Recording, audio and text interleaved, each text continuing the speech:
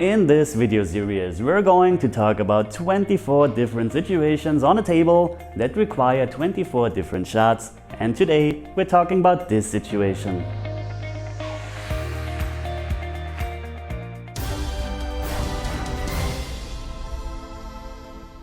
Today we are playing some 9-ball again. We are on the following situation. We have the 3-ball which we are playing into the side pocket, of course.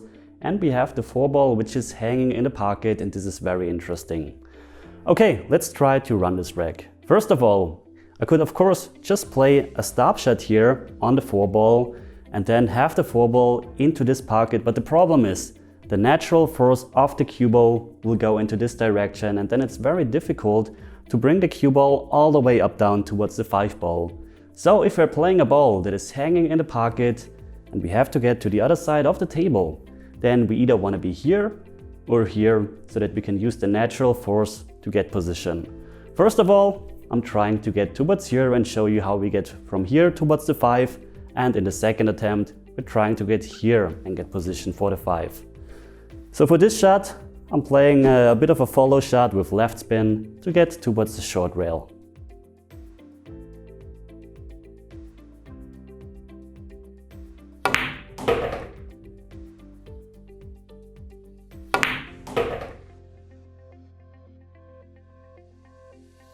Okay, looks very good.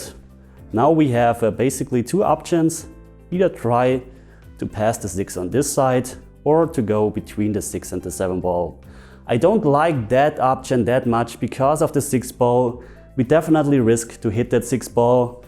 Let's say I would try to get through this gap here, because if I'm ending a bit too far on this side here, we have no shot on the 5 ball. So let's try to get between the 6 and the 7 here.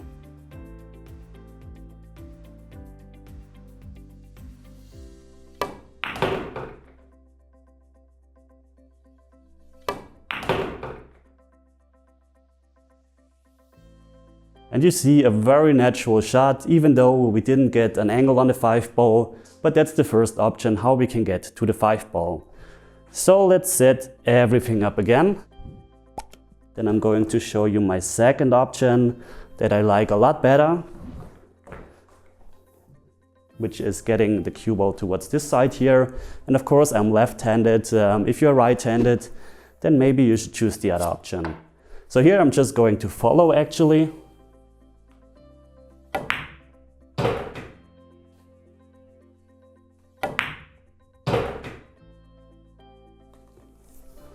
Alright, we ended up perfectly on the 4-ball, and this time we're trying to get between the gap of the 8 and the 9, and our goal is to hit the rail somewhere in this area, because that way we will always have a shot on the 5-ball, and very important, we need an angle on the 5-ball of course.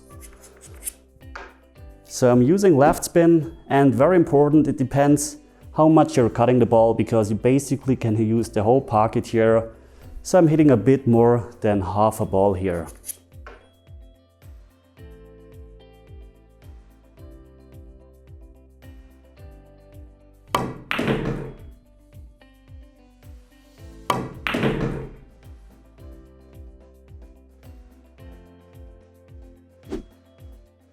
And you see, even though we hit a bit too high, we still have a shot.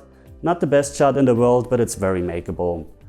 Alright, from the 5 to the 6, this is the straight line. Ideally, we would end on this side, but we just can stun towards the 7 ball. So I'm using left spin here to get further on this side.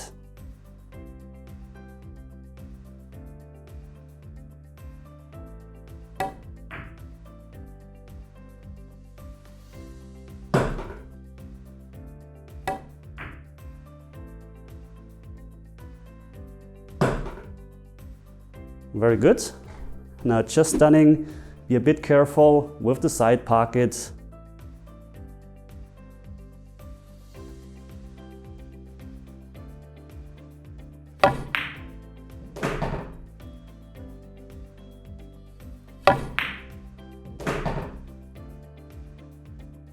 Say then in the same corner pocket, end up with a bit of an angle on the 8 to get out for the 9 ball.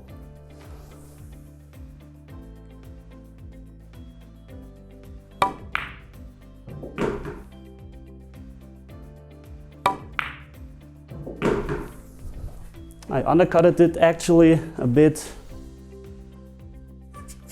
but luckily this table is brand new, so the club is really slippery. And now I just want to get a bit off the rail for the 9.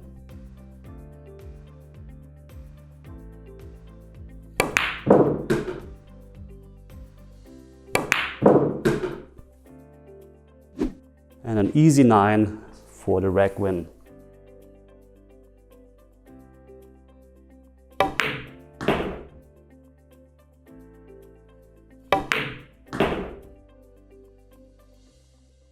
Alright, very good. The video isn't over yet because I decided after I produced everything, I was watching video number 4, which you just watched, and I decided I want to give you a bit more information about the pocket hanger. So, what would have happened if we stopped the cue ball here? Well, everything depends on how deep the 4-ball is in the pocket.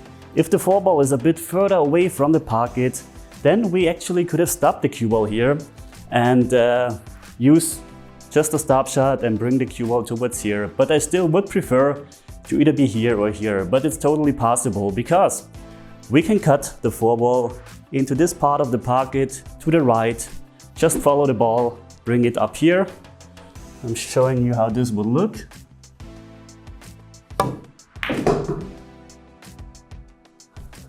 Now, still a bit too short, a bit thinner would be nice, and what you don't want to do is play follow on the ball, because if you're following the ball too much, let's show you again what would happen then.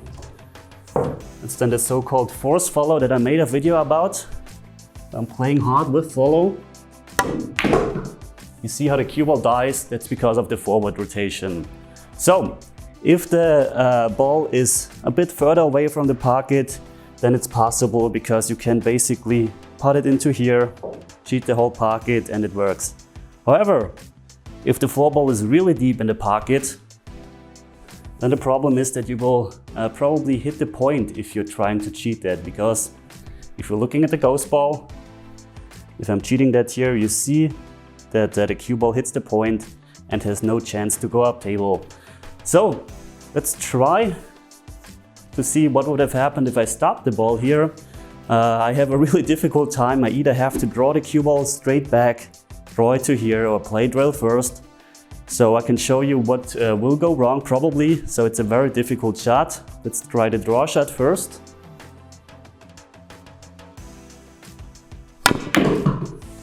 You see, I didn't hit that ball perfectly straight. That's why the cue ball drifted up a bit to this side. And I have no real shot. So this is really difficult if you're just trying to draw the ball. So if the cue ball or the 4-ball is very deep in the pocket, then you would love to be on either this rail or this rail. Now let's show you what we can do with the rail first. So I'm trying to hit the long rail first, come towards here, here. And I'll probably hit too far up table and maybe even get here. But just to show you, depends on how thick you are hitting the 4-ball, of course. Just to show you how this would look. Okay, messed totally up as you saw. And that's the danger, I hit it too thin. But this is exactly what I was talking about in the previous part of this video, that it's really difficult if you leave the cue ball here at the center of the table and not on one of the short rails. So I'm trying it one more time.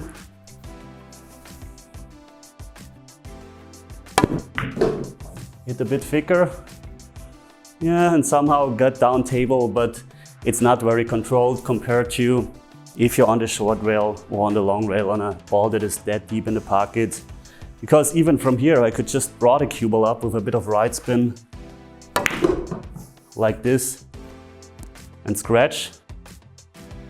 But as you can see, it's so much easier. I don't have to do that much with the cue ball. And this was really important for me to talk with you about this and not just give you the information from what you just saw before. So yeah. I hope you're happy with the video series so far. I really liked it. There are a lot more cool shots to come, and I think let's now get to the outro from the Sharivari from a couple of days ago. That's doing the outro for what you saw previously. Well, in this episode we talked a bit more about positional play, but in the next episode we're talking about a very interesting shot which is the intentional double kiss shot.